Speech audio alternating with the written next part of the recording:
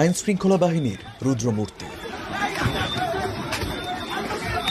বেধড়ক লাঠিচার্জ, রক্তাক্ত গণ অধিকার পরিষদের নেতাকর্মীরা।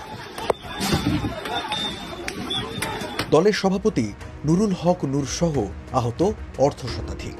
কারো কারো অবস্থা গুরুতর, তাদেরকে নেওয়া হয়েছে হাসপাতালে।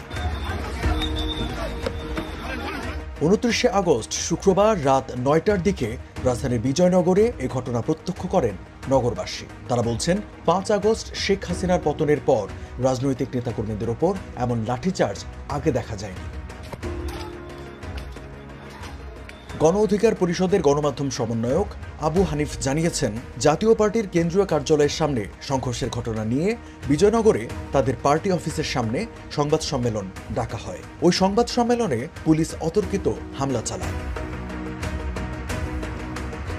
এর আগে সন্ধ্যায় রাজধানীর কাকরাইলে জাতীয় পার্টি জাপার সঙ্গে ঘটে গণ অধিকার পরিষদের নেতাকর্মীদের ধাওয়া, পাল্টা ধাওয়া ও ইটপাটকেল নিক্ষেপের ঘটনা।